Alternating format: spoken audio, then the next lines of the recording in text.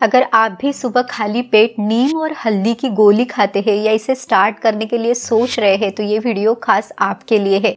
अब देखिए, ये जो नीम और हल्दी की गोली है ये इन्फ्लेमेशन को कम करती है, बैड गट बैक्टीरिया को शरीर से निकालती है, गट को नेचुरली क्लीन करती है, स्किन के लिए, हेयर के लिए बहुत अच्छी औषधि है। वैसे देखा जाए तो इसके और भी बहुत सारे फायदे हैं जिनसे हम अनजान हैं, पर कुछ नुकसान भी है। आज के वीडियो का उद्देश्य ये है कि नीम और हल्दी को आप आयुर्वेद के दृष्टिकोण से जान सके कि आयुर्वेद के संहिताओं में इसके बारे में क्या बताया हुआ है।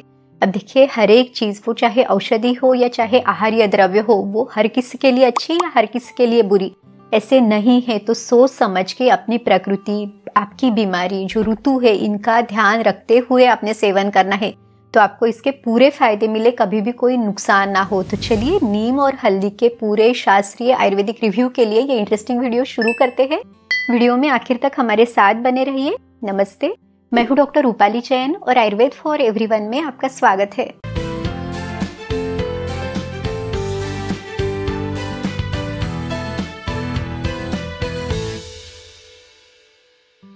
नीम का जो लैटिन नेम है वो है एजाडिरेक्टा इंडिका। इसे संस्कृत में नींब कहा जाता है। तो कहा गया है नींबति सिंचति स्वास्थ्यम, यानी जो स्वास्थ्य को बढ़ाए वो नीम है। अब इसकी आयुर्वेद में जो मेडिसिनल प्रॉपर्टीज है वो भी बताई हुई है। तो इसमें लघु गुण है, इसकी जो तासीर है ये ठंडी है और इसका जो कड़वा कसेला स्वाद है ये भी शरीर में वात को बढ़ाता है। आयुर्वेद में षड्रस बताए हुए हैं, मधुर, अम्ल, लवण, कटु, तिक्त, कषाय। तो इसमें से पहले तीन जो स्वाद है, मीठा, खट्टा और खारा स्वाद, ये शरीर में वात शमन के लिए काम करता है। और बाद के जो स्वाद है यानी तीखा, कड़वा, कसेला, ये शरीर में वात को बढ़ाते हैं। तो ये शरीर में वात को बढ़ाता है। अब देखिए, जिन लोगों के शरीर में ऑलरेडी ये वात बढ़ा हुआ है, जिनकी वात की प्रकृति है, जिनका वजन कम हो रहा है, शरीर में बहुत ज्यादा रूखापन है, कहीं पे बहुत ज्यादा दर्द है, या फिर स्किन ड्राई, बालों में ड्राइनेस, नींद कम आना, सो ज्यादा चलना, ऐसे सभी लोगों ने नीम का सेवन बहुत सोच समझ के करना है। प्रिफरेबली आपने इसे अवॉइड करना है या तो बहुत ही कम क्वांटिटी में, कम ड्यूरेशन के लिए आपने लेना है, नहीं तो ये वात बहुत ज्यादा बढ़ेगा। आयुर्वेद में सबसे ज्यादा जो बीमारियां है वो वात के बढ़ने के कारण बताई हुई है। तो वात की 80 बीमारियों में नीम इतनी अच्छी औषधि नहीं है, लेकिन जो पित्त की 40 बीमारियां है या कफ की 20 बीमारी है तो इन 60 बीमारियों में आप नीम का सेवन कर सकते हैं। इसमें आपको इसके बहुत अच्छे फायदे मिलेंगे।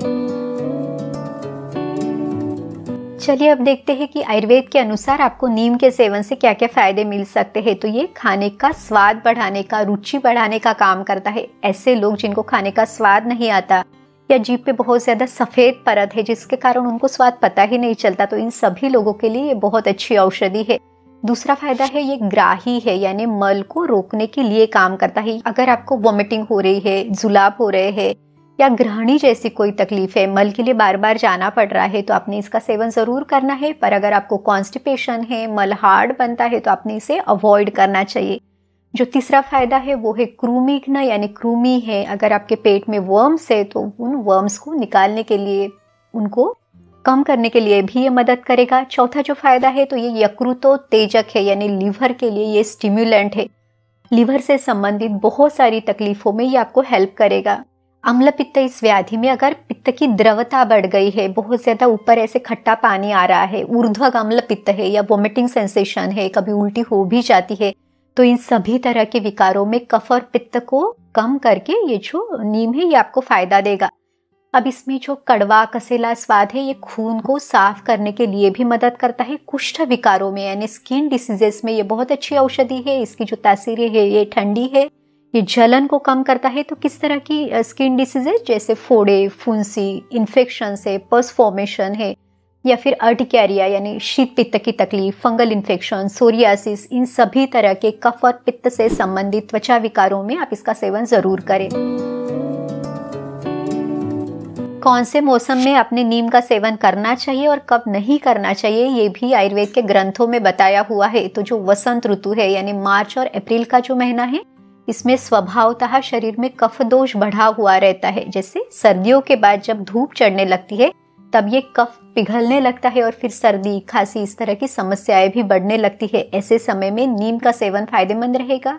यहाँ तक कि जो पित्त का जो प्रकोप का समय है, शरद ऋतु यानी अक्टूबर हीट का जो समय है, इसमें भी पित्त बढ़ता है। पित्त बढ़ने से शरीर में खून खराब होके बहुत सारी त्वचा से संबंधित बीमारियां भी दिखाई देती है। तो ऐसे में जो आप नीम के कोमल पत्ते हैं, इसको 5 से 7 पत्ते आप सुबह खा सकते हैं।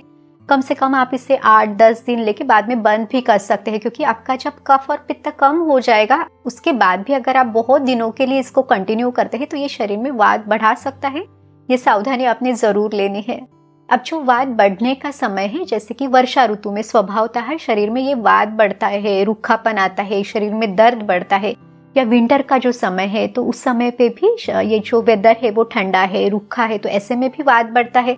ऐसे समय में हमने रूखी चीजें खाने की जगह पे जो रसायन औषधियां है, पौष्टिक चीजें हैं, उनका सेवन करना ज्यादा उचित है। डायबिटीज में ब्लड शुगर लेवल को नियंत्रित करने के लिए भी नीम फायदेमंद है, लेकिन इसको लेते समय थोड़ा सा सोच के लेना जरूरी है। आयुर्वेद में डायबिटीज को प्रमेह कहा जाता है। तो प्रमेह के 20 प्रकार आयुर्वेद में दिए हैं। तो वात के कारण होने वाले 4, पित्त के कारण होने वाले 6 और कफ के कारण होने वाले 10 प्रकार। तो इसमें से वात के कारण जो होने वाला प्रमेह है, डायबिटीज है, जिसमें ऑलरेडी वेट लॉस हुआ है, तो इसमें आपने नीम का सेवन नहीं करना है।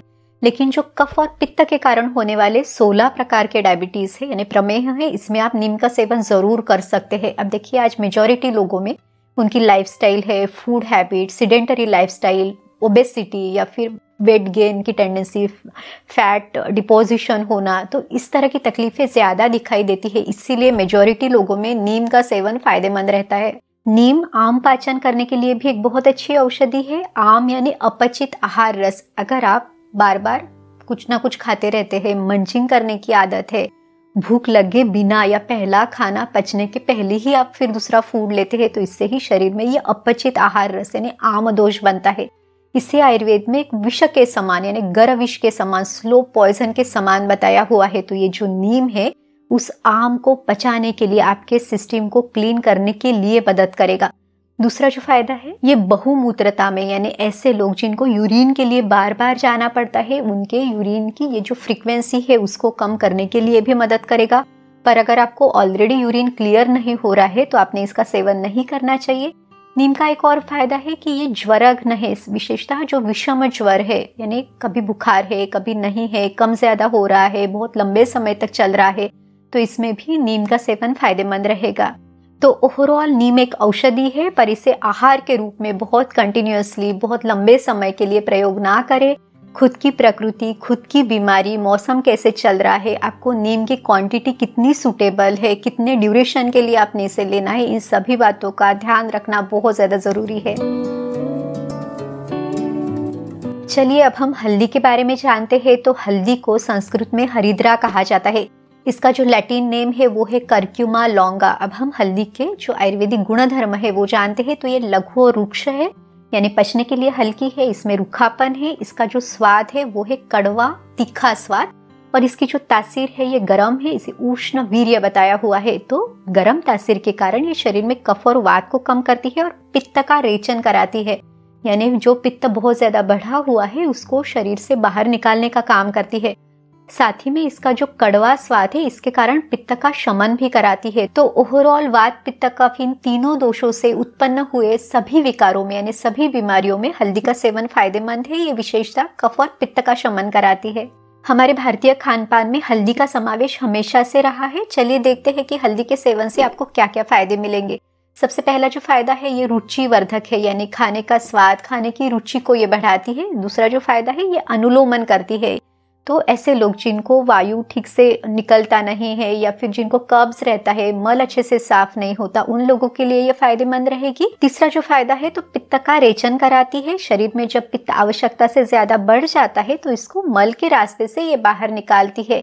स्पेशली लीवर से संबंधित बहुत सारी विकारों में, जैसे कामला यानी जॉन्डिस है या किसी को अगर असाइटिस है, तो ऐसे में पित्त को निकालना ये आयुर्वेद में चिकित्सा बताई हुई है, इसे विरेचन कहा जाता है। तो ऐसे सभी में हल्दी का सेवन फायदेमंद रहेगा। इसी के साथ ये कृमिघ्न है, शरीर में यानी पेट में अगर कृमि है, वर्म्स है, इसको भी ये कम करेगी। हल्दी रक्त प्रसादक, रक्तवर्धक, रक्त स्तंभन का भी काम करती है। इसका क्या अर्थ हुआ? रक्त प्रसादन यानी देखिए, अगर आपको खून खराब होने के कारण आपको कोई भी त्वचा विकार है, जैसे एलर्जिक डर्मेटाइटिस, शीत पित्त की तकलीफ, बहुत ज्यादा जलन होना, खुजली आना, इस तरह की समस्याओं को ये कम करेगी। खून बढ़ाने के लिए मदद करेगी। तो अगर एनीमिया जैसी कोई तकलीफ है, हीमोग्लोबिन कम हो जाता है, तब भी इसका सेवन फायदेमंद है। तीसरा है रक्त स्तंभन के लिए काम करती है, तो शरीर से अगर खून बाहर निकलता है तो उसको रोकने के लिए भी ये मदद करती है। ये वेदना स्थापक है। अगर आपको शरीर में कहीं पे भी दर्द है, आपको जैसे चोट लग जाए या नसों से संबंधित आपको कोई तकलीफ है, जॉइंट में पेन है, तो आप इसका सेवन जरूर करें। जैसे कि हम ट्रेडिशनली भी कभी भी किसी को कोई चोट लग जाती है तो सबसे पहले हल्दी वाला दूध दिया जाता है, तो हम जाने अनजाने में आयुर्वेद को ही फॉलो कर रहे हैं। हल्दी का एक बहुत अच्छा फायदा है, तो ये कफग्न है, तो अगर आपको सर्दी, खांसी, दमा, सांस लेने में तकलीफ हो रही है तो इन सभी विकारों में ये फायदेमंद रहेगी। प्रमेह यानी डायबिटीज के लिए भी ये बहुत अच्छी औषधि है। आयुर्वेद में प्रमेह की चिकित्सा में हरिद्रा अमल की या निशा अमल की योग दिया हुआ है। तो आंवले के साथ आपने हल्दी का सेवन प्रातः काल में यानी सुबह खाली पेट करना है। आपकी ब्लड शुगर लेवल को कंट्रोल में लाने के लिए ये बहुत अच्छी औषधि है। महिलाओं के लिए हल्दी का एक और फायदा है, तो इसकी गर्म तासीर के कारण ये गर्भाशय का शोधन करती है। तो ऐसी महिलाएं जिनको पीरियड समय से नहीं आता, स्राव अच्छे से साफ नहीं होता या पीरियड के दिनों में बहुत ज्यादा दर्द रहता है, वो हल्दी का सेवन जरूर करे। ये स्तन्य शोधन करने वाली भी है, तो डिलीवरी के बाद अगर आपका दूध ठीक से नहीं बनता या दूध में कोई दोष उत्पन्न होते हैं, उसके कारण बच्चे को तकलीफ होती है, तो उस दूध को साफ करने के लिए भी आप जो हल्दी का आप सेवन करते हो तो आपका दूध अच्छा रहने के लिए भी आपको मदद होगी। पुरुषों में शुक्र में हमें यानी यूरिन में धातु निकल रही है या यूरिन में पस सेल्स है, इन्फेक्शन है, इन सभी में भी हल्दी का सेवन फायदेमंद रहेगा। इसी के साथ ही जीर्ण ज्वर में यानी बहुत दिनों से अगर आपको बुखार रहता है या फिर बहुत ज्यादा कमजोरी, थकान सी रहती है, उसमें भी मदद कराएगी। ओवरऑल ये शरीर में जमा जो भी दूषित तत्व है, टॉक्सिन से, उनको साफ करने के लिए बहुत अच्छी औषधि है। तो हल्दी का सेवन मैक्सिमम 1 से 3 ग्राम की मात्रा में पूरे दिन भर में आप कर सकते हैं। अब कुछ लोग ऐसे हैं जिनको हल्दी के सेवन से थोड़ी सी गर्मी जैसी लगती है, तो आपकी सुटेबिलिटी के अनुसार सही कॉम्बिनेशन में आप इसको प्रयोग कर सकते हैं।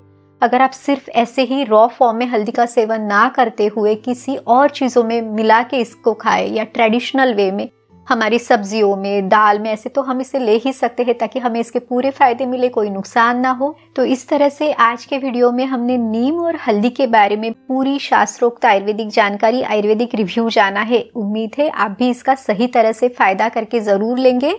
अपने लिए सही डोज और सही ड्यूरेशन आप जरूर तय करेंगे ताकि आपको इसके हमेशा फायदे मिले, कोई भी नुकसान ना हो। आपको ये वीडियो अगर अच्छा लगा हो तो इसे लाइक जरूर कीजिए। इसे अपने दोस्तों और रिश्तेदारों के साथ भी जरूर शेयर करें ताकि उनको भी आयुर्वेद का ज्ञान पता चले। चैनल पे अगर नए हैं तो आयुर्वेद की सही जानकारी के लिए इसे सब्सक्राइब भी जरूर करें। तो चलिए फिर मिलते हैं अगले वीडियो में। आयुर्वेद को अपनाइए, स्वस्थ रहिए। नमस्ते।